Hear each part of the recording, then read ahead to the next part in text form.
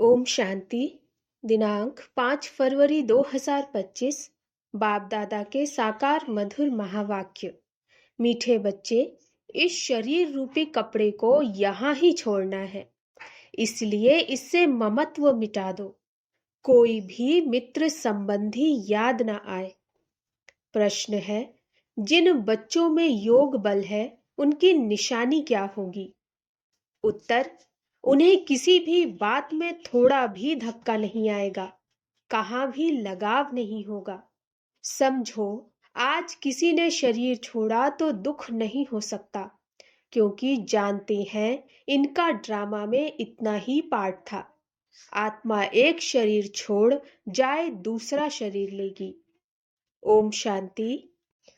यह ज्ञान बड़ा गुप्त है, इसमें नमस्ते भी नहीं करनी पड़ती। दुनिया में नमस्ते अथवा राम राम आदि कहते हैं। यहाँ से सब बातें चल नहीं सकती। यहाँ ये सब बातें चल नहीं सकती, क्योंकि यह एक फैमिली है। फैमिली में एक दो को नमस्ते व गुड मॉर्निंग करे इतना शोभता नहीं है। घर में तो खान पान खाया, ऑफिस में गया फिर आया, यह चलता रहता है। नमस्ते करने की दरकार नहीं रहती। गुड मॉर्निंग का फैशन भी यूरोपियन ने निकाला, नहीं तो आगे कुछ चलता नहीं था। कोई सत्संग में आपस में मिलते हैं तो नमस्ते करते हैं, पांव पड़ते हैं। यह पांव आदि पढ़ना नम्रता के लिए सिखलाते हैं।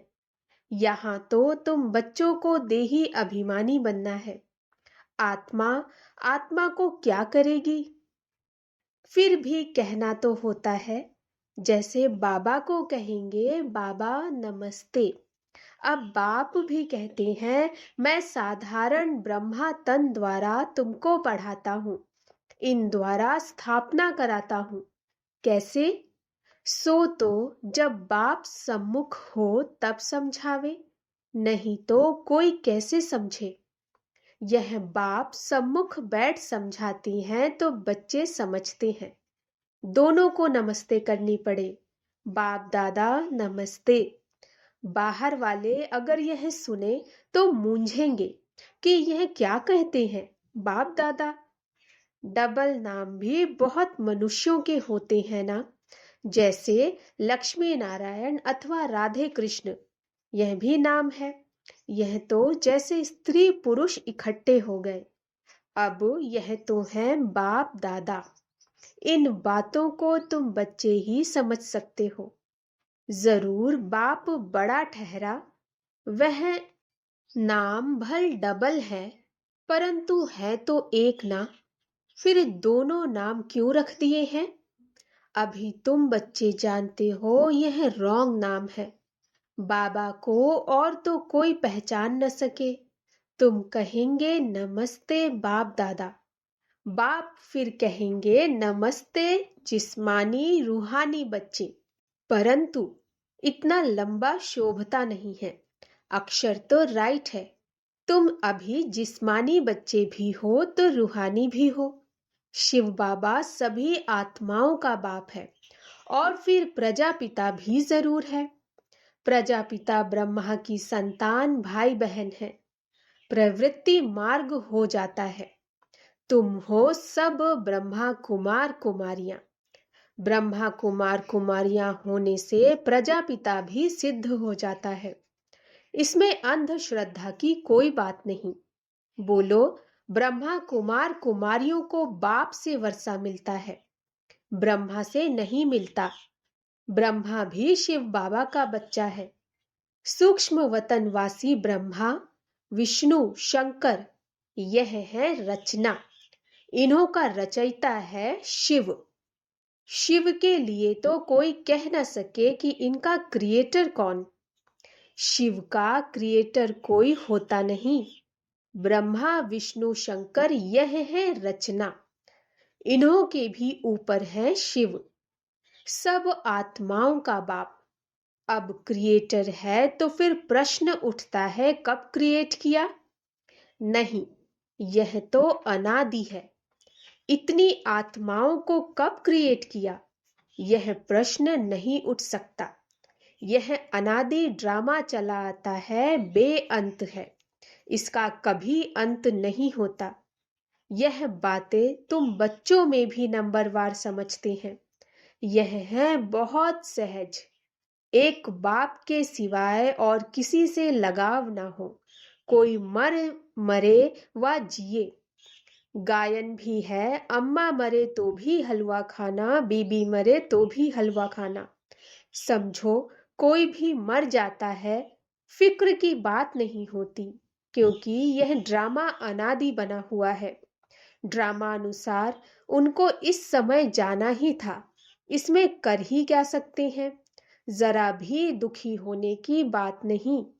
यह है योग बल की अवस्था। लॉ कहता है जरा भी धक्का नहीं आना चाहिए। सब एक्टर्स हैं ना, अपना अपना पार्ट बजाते रहते हैं। बच्चों को ज्ञान मिला हुआ है। बाप से कहते हैं, हे परमपिता परमात्मा, आकर हमको ले जाओ। इतने सब शरीरों का विनाश कराए सब आत्माओं को साथ में ले जाना, यह तो बहुत भारी काम हुआ। यहाँ कोई एक मरता है तो 12 मास रोते रहते हैं। बाप तो इतनी सारी ढेर आत्माओं को ले जाएंगे, सबके शरीर यहाँ छूट जाएंगे। बच्चे जानते हैं, महाभारत लड़ाई लगती है तो मच्छरों सदृश जाते रहते हैं।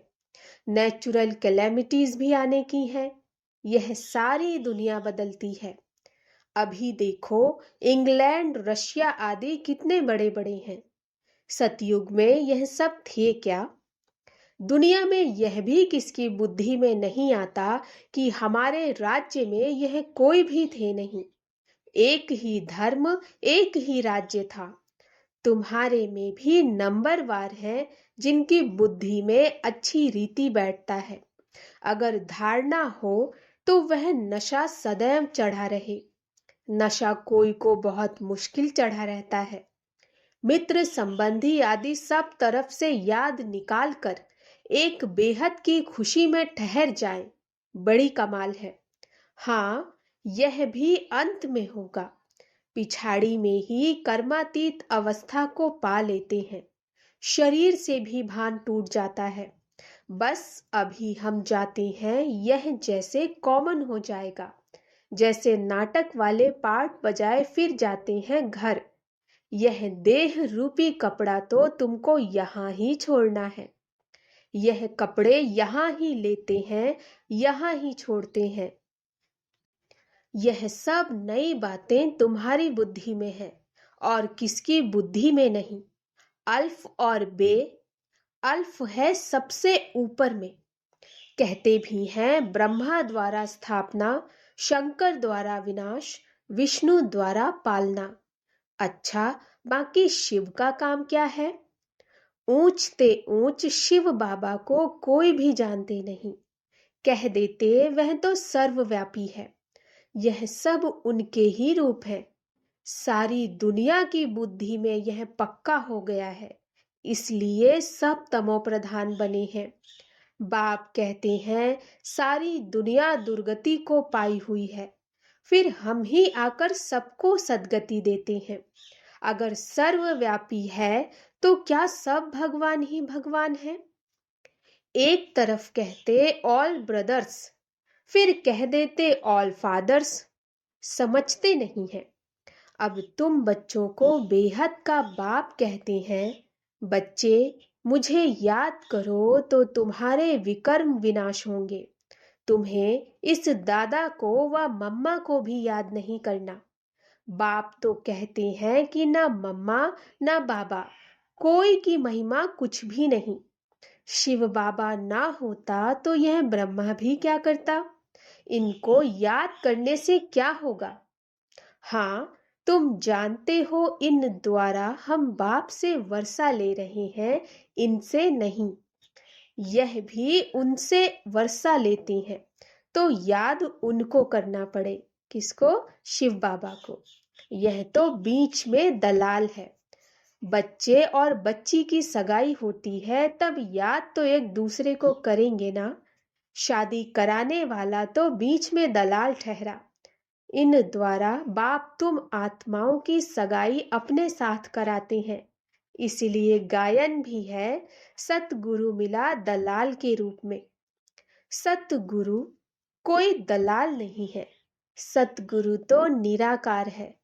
भल गुरु ब्रह्मा गुरु विष्णु कहते हैं, परंतु वह कोई गुरु है नहीं। सतगुरु एक बाप ही है जो सर्व की सद्गति करते हैं। बाप ने तुमको सिखाया है, तब तुम औरों को भी रास्ता बताते हो और सबको कहते हो कि देखते हुए भी नहीं देखो। बुद्धि शिव बाबा से लगी रहे। इन आंखों से जो कुछ देखते हो कब्र दाखिल होना है। याद एक बाप को करना है, ना कि इनको। बुद्धि कहती है इनसे थोड़े ही वर्षा मिलेगा। वर्षा तो बाप से मिलना है, जाना भी बाप के पास है। स्टूडेंट स्टूडेंट को थोड़े ही याद करेंगे, स्टूडेंट तो टीचर को याद करेंगे ना। स्कूल में जो तीखे बच्चे होते हैं वह फिर औरों को भी उठाने की कोशिश करते हैं। बाप भी कहते हैं एक दो को ऊंचा उठाने की कोशिश करो। बाप भी कहते हैं एक दो को ऊंचा उठाने की कोशिश करो, परंतु तकदीर में नहीं है तो पुरुषार्थ भी नहीं करते, थोड़े में ही राजी हो जाते हैं। समझाना चाहिए, प्रदर्शनी में बहुत आते हैं। बहुतों को समझाने से उन्नति बहुत होती है। निमंत्रण देकर मंगाते हैं तो बड़े बड़े समझदार आदमी आते हैं। बिगर निमंत्रण से तो कई प्रकार के लोग आ जाते हैं, क्या क्या उल्टा सुल्टा बकते रहते हैं। रॉयल मनुष्यों की चाल चलन भी रॉयल होती है। रॉयल आदमी रॉयल्टी से अंदर घुसेंगे। चलन में भी बहुत फर्क रहता है। उनमें चलने की बोलने की कोई फजीलत नहीं रहती। मेले में तो सभी प्रकार के आ जाते हैं, किसको मना नहीं की जाती। इसीलिए कहाँ भी प्रदर्शनी में निमंत्रण कार्ड पर मंगाएंगे तो रॉयल अच्छे अच्छे लोग आएंगे, फिर वह औरों को भी जाकर सुनाएंगे। कभी फीमेल्स का प्रोग्राम रखो तो सिर्फ फीमेल्स ही आकर देखें, क्योंकि कहाँ कहाँ फीमेल्स बहुत पर्दे नशीन होती हैं। तो सिर्फ फीमेल्स का ही प्रोग्राम हो, मेल कोई भी ना आए। बाबा ने समझाया है, पहले पहले तुमको यह समझाना है कि शिव बाबा निराकार है। शिव बाबा और प्रजापिता ब्रह्मा दोनों बाबा हुए। दोनों एक रस तो हो न सके जो दोनों बाबाओं से वर्षा मिले। वर्षा दादे का या बाप का मिलेगा। दादे की मिल्कियत पर हक लगता है। भल कैसा भी कपूत बच्चा होगा तो भी दादे का वर्षा मिल जाएगा। यह यहाँ का कायदा है। समझते भी हैं इनको पैसा मिलने से 1 वर्ष के अंदर उड़ा देंगे, लेकिन गवर्नमेंट के लॉ ऐसे हैं जो देना पड़ता है। गवर्नमेंट कुछ कर नहीं सकती। बाबा तो अनुभवी है। एक राजा का बच्चा था, 1 करोड़ रुपया 12 मास में खत्म कर दिया। ऐसे भी होते हैं। शिव बाबा तो नहीं कहेंगे कि हमने देखा है। यह दादा ये कहते हैं हमने बहुत ऐसे मिसाल देखे हैं। यह दुनिया तो बड़ी गंदी है। यह है ही पुरानी दुनिया, पुराना घर। पुराने घर को हमेशा तोड़ना होता है। इन लक्ष्मी नारायण के राजाई घर देखो कैसे फर्स्ट क्लास हैं। अभी तुम बाप द्वारा समझ रहे हो और तुम भी नर से नारायण बनते हो। यह है ही सत्य नारायण की कथा। यह भी तुम बच्चे ही समझते हो। तुम्हारे में भी पूरे फॉलोअर्स अभी बने नहीं, पूरे फ्लावर्स अभी बने नहीं। तुम्हारे में भी पूरे फ्लावर्स अभी बने नहीं, इनमें रॉयल्टी बड़ी अच्छी चाहिए। तुम उन्नति को दिन प्रतिदिन पाते रहते हो। फ्लावर्स बनते जाते हैं, फ्लावर्स अर्थात फूल। तुम बच्चे प्यार से कहते हो बाप दादा। यह भी तुम्हारी नई भाषा है जो मनुष्य की समझ में नहीं आ सकती। समझो, बाबा कहाँ भी जाए तो बच्चे कहेंगे बाप दादा नमस्ते। बाप रिस्पॉन्ड देंगे रूहानी जिस्मानी बच्चों को नमस्ते। ऐसे कहना पड़े ना, कोई सुनेंगे तो कहेंगे यह तो कोई नई बात है। बाप दादा इकट्ठे कैसे कहते हैं? बाप और दादा दोनों एक कभी होते हैं क्या? नाम भी दोनों के अलग हैं। शिव बाबा, ब्रह्मा दादा, तुम इन दोनों के बच्चे हो। तुम जानते हो इनके अंदर शिव बाबा बैठा है। हम बाप दादा के बच्चे हैं। यह भी बुद्धि में याद रहे तो खुशी का पारा चढ़ा रहे और ड्रामा पर भी पक्का रहना है। समझो कोई ने शरीर छोड़ा, जाकर दूसरा पार्ट बजाएंगे। हर एक आत्मा को अविनाशी पार्ट मिला हुआ है। इसमें कुछ भी ख्याल होने की दरकार नहीं। उनको दूसरा पार्ट जाए बजाना है। वापिस तो बुला नहीं सकते। ड्रामा है ना, इसमें रोने की कोई बात नहीं। ऐसी अवस्था वाले ही निर्मोही राजा जाकर बनते हैं। सतयुग में सब निर्मोही होते हैं। यहाँ कोई मरता है तो कितना रोते हैं। बाप को पा लिया तो फिर रोने की दरकार ही नहीं। बाबा कितना अच्छा रास्ता बताते हैं। कन्याओं के लिए तो बहुत अच्छा है।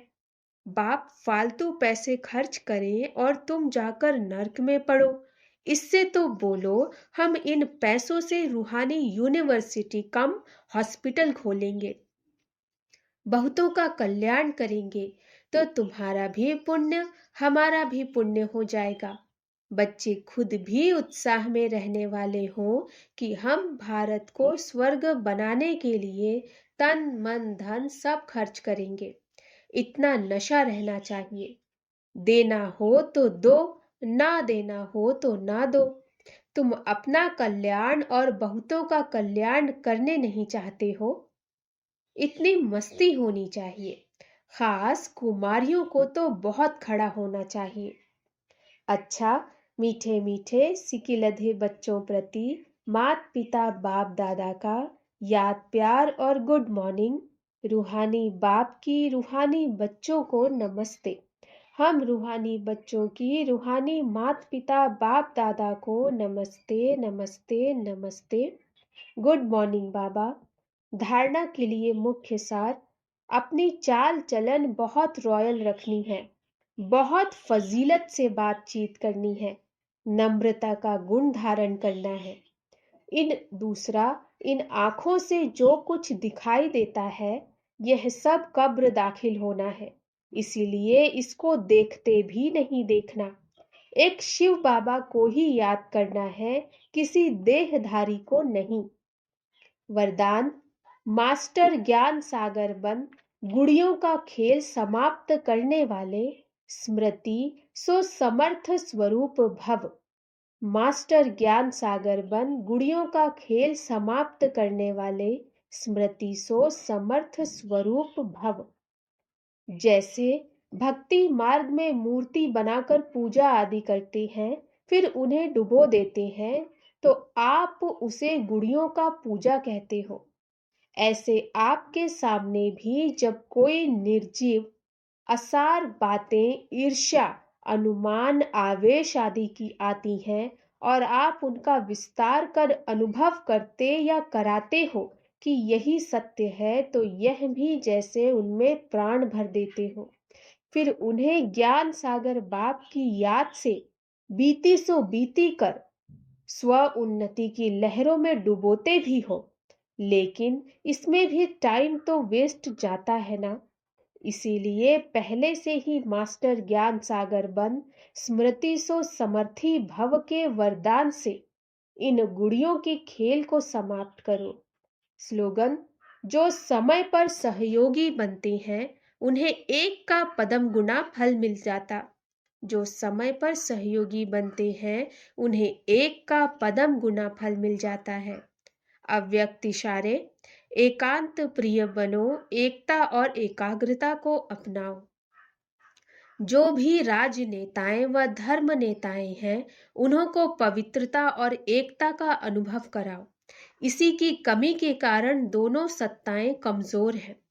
धर्म सत्ता को धर्म सत्ताहीन बनाने का विशेष तरीका है पवित्रता को सिद्ध करना, और राज्य सत्ता वालों के आगे एकता को सिद्ध करना है। अच्छा, ओम शांति।